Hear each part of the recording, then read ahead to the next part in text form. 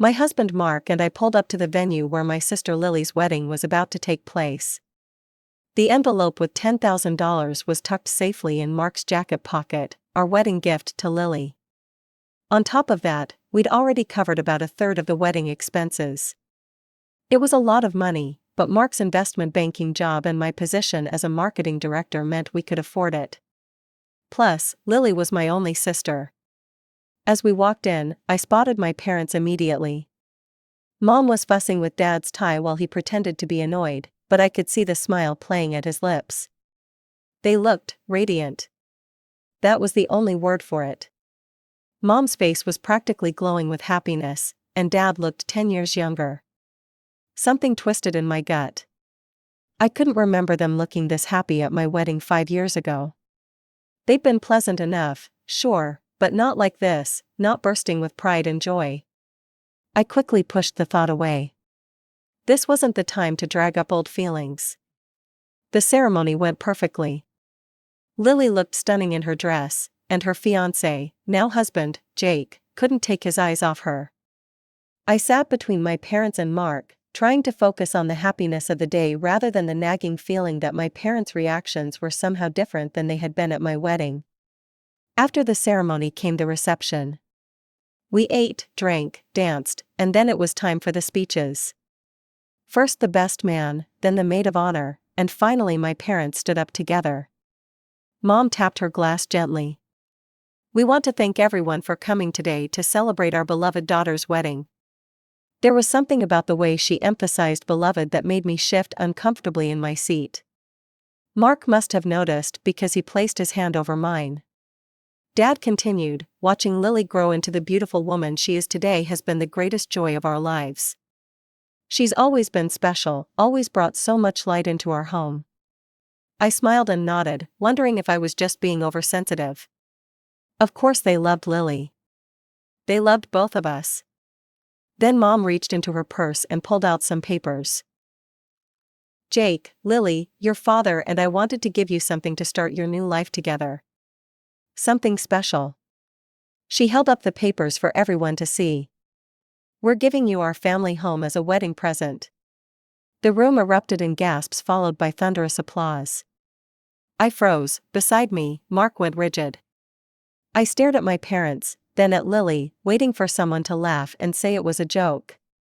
But it wasn't. My parents were beaming proudly, and Lily didn't look surprised at all. She was crying happy tears, hugging Jake, who was staring at my parents with his mouth hanging open.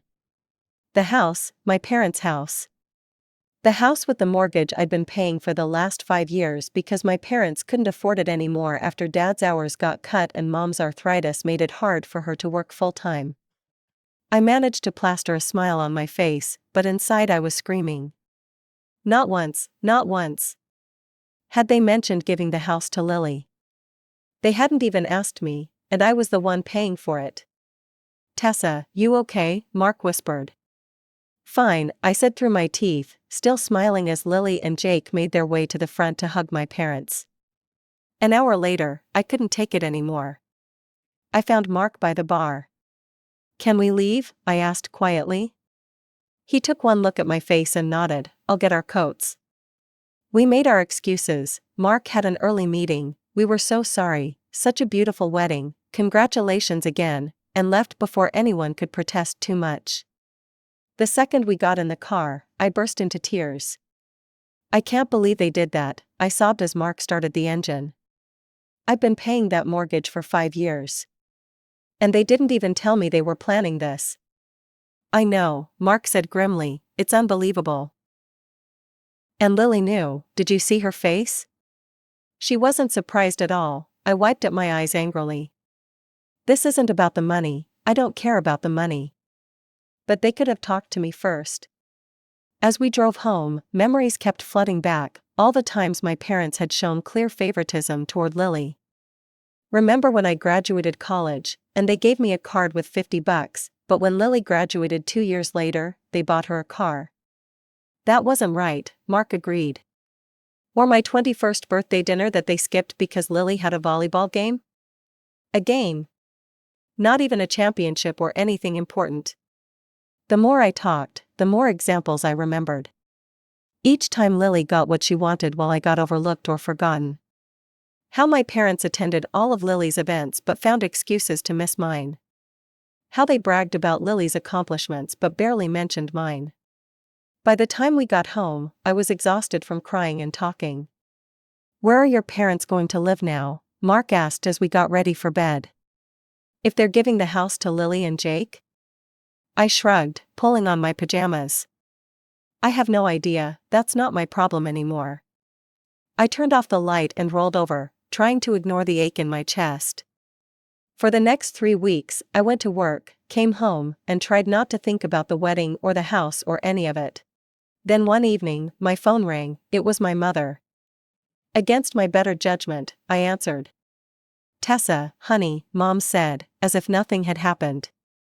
"We're having a family dinner this weekend. Your sister and Jake are back from their honeymoon, and we'd love for you and Mark to join us." I wanted to say no, I wanted to hang up. But some part of me, probably the stupid, hopeful part, wondered if maybe they'd apologize. Maybe they'd explain. "Fine," I said flatly, "we'll be there." Saturday arrived too quickly. When we pulled up, I noticed Lily's car in the driveway along with my parents' old sedan. We walked up to the front door, and I hesitated before ringing the bell. It felt weird not using my key, but this wasn't my parents' house anymore. It was Lily and Jake's. Mom answered, all smiles. "Tessa, Mark, come in, come in." She hugged me like nothing had happened. Like she hadn't given away the house I'd been paying for without even talking to me about it. I hugged her back stiffly.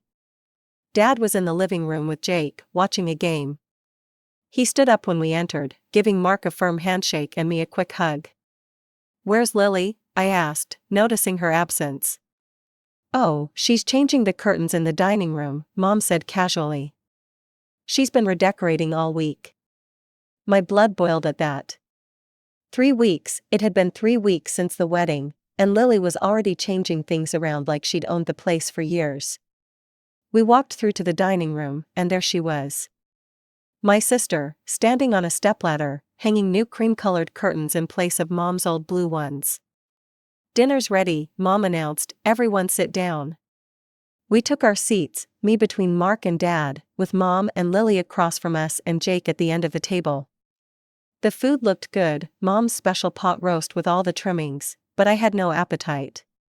The first 10 minutes were filled with Lily and Jake describing their honeymoon in Hawaii in excruciating detail. I picked at my food and nodded occasionally, while Mark asked appropriate questions to keep the conversation going. Finally, when Lily paused to take a breath, Mom cleared her throat. "So, we wanted to talk to you about something, Tessa," she said. "Well, as you know, we've given the house to Lily and Jake as their wedding present." "Yes, I noticed," I said flatly. Mom continued as if she hadn't heard the edge in my voice. "The thing is, they're a young couple starting their life together. They need their own space." I remained silent, waiting for her to get to the point. Dad shifted uncomfortably in his chair. "What your mother is trying to say," he said, "is that we can't live here with them. They need privacy." "I see," I said, still not sure where this was going.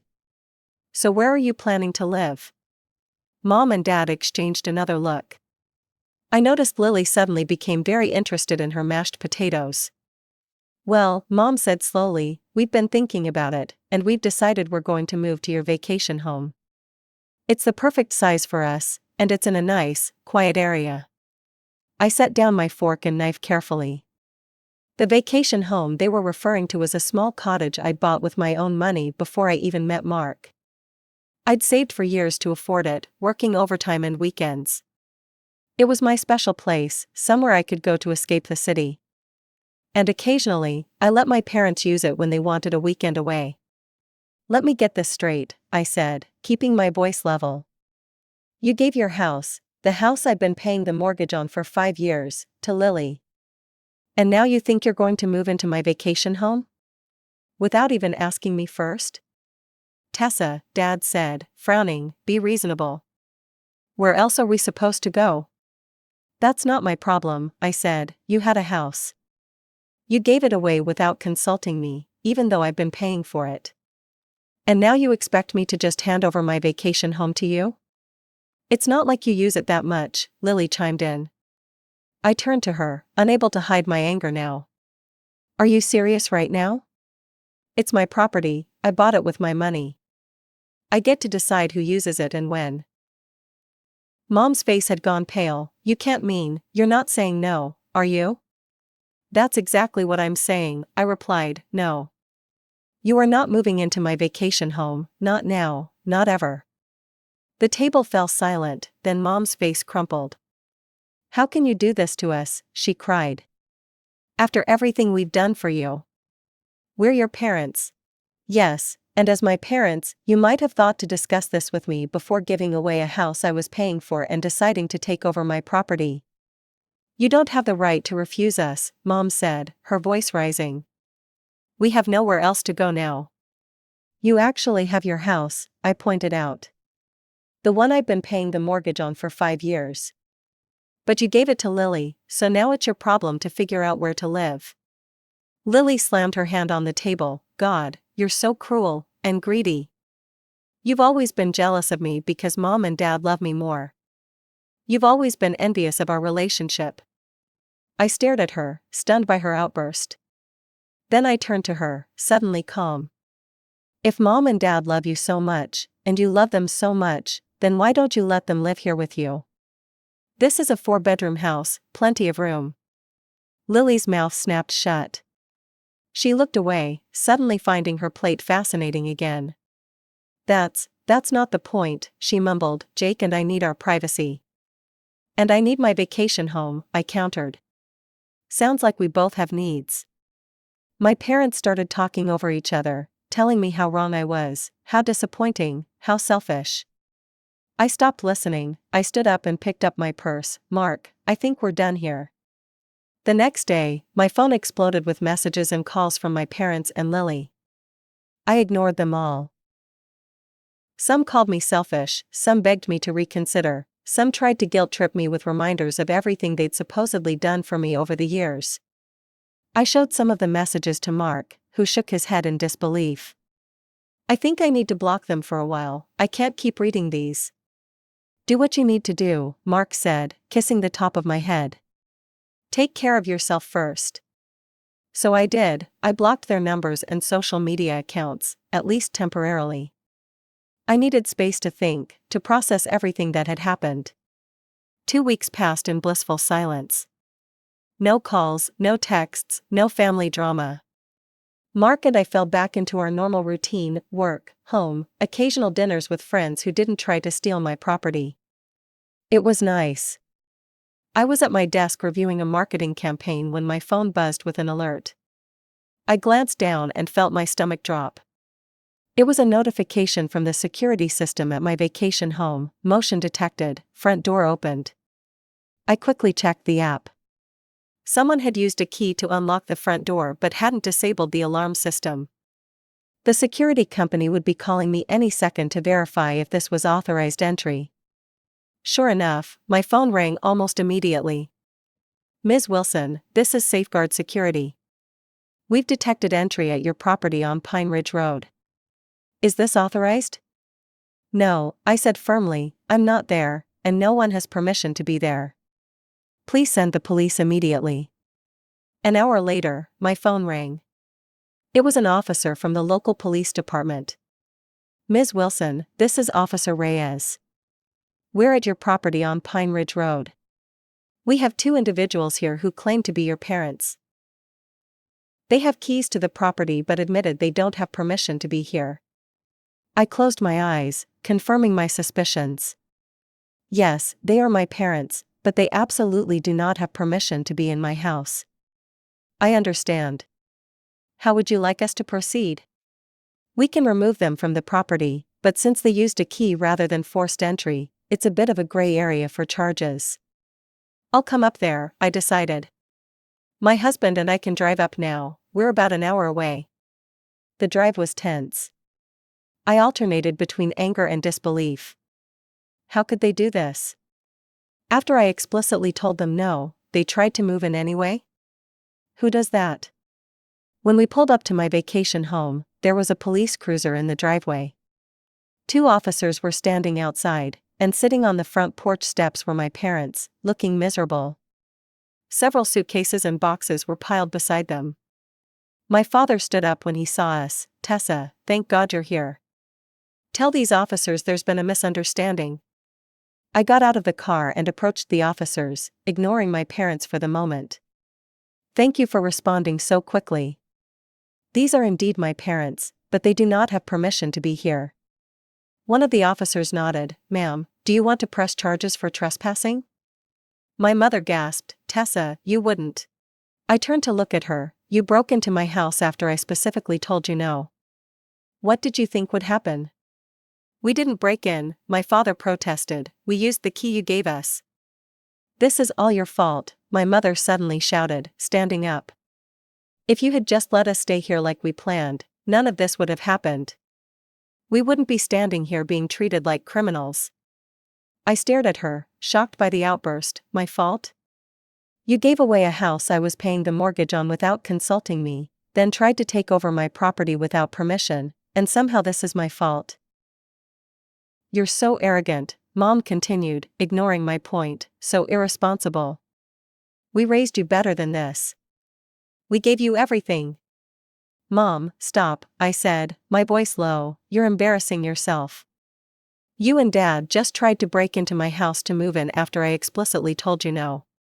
And now you're standing here, in front of police officers, yelling at me about how I'm being irresponsible?" That seemed to get through to her. She abruptly closed her mouth, but her eyes were still full of indignation. I turned back to the officers. "I'd like a word in private, please." We stepped away from my parents and Mark. "Look, I don't want to press charges against them," I said quietly. "They're still my parents, even if they're being absolutely ridiculous right now. But I can't have them staying here either." The officer nodded. "We understand family situations can be complicated. We can take them to the station for a few hours, give them a stern warning about trespassing, then release them. Sometimes a few hours in a holding cell can be a good reality check." I considered this. That might be the wake-up call they need. "Yes, please do that." I walked back to where my parents were sitting. "The officers are going to take you to the police station for a few hours. I'm not pressing charges, but I want you to understand how serious this is. You cannot just move into someone's house without permission, even if you're family." The car with the police and my parents left. While we waited for the locksmith, I arranged for my parents' belongings to be taken to a nearby storage facility. I paid for 1 month and texted the details to my sister, since my parents' numbers were still blocked. The locksmith arrived and changed all the locks. By the time we left, the house was secure again. On the drive home, I felt drained but also strangely liberated. For the first time in my adult life, I had stood up to my parents' manipulation and refused to be taken advantage of.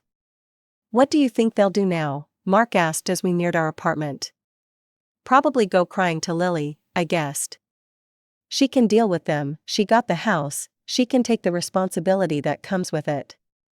I wasn't naive enough to think this was over, though.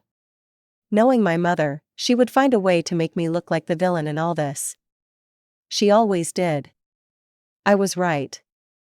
A week later, I opened Facebook to find a long, dramatic post from my mother. It had already gathered dozens of sympathetic comments from relatives and family friends. "Today I learned what it means to be abandoned by your own child," it began. "My husband and I, in our golden years, have been cast out like unwanted pets. Our eldest daughter Tessa had the police remove us from her vacation home like common criminals, leaving us with nowhere to go." The post went on, conveniently leaving out the fact that they had given their house to Lily, that I had been paying their mortgage for years, and that they had tried to move into my vacation home against my explicit refusal. As I scrolled through the comments, people calling me heartless, cruel, ungrateful, something inside me snapped. I started typing my own post in response. It was time for everyone to hear the whole truth.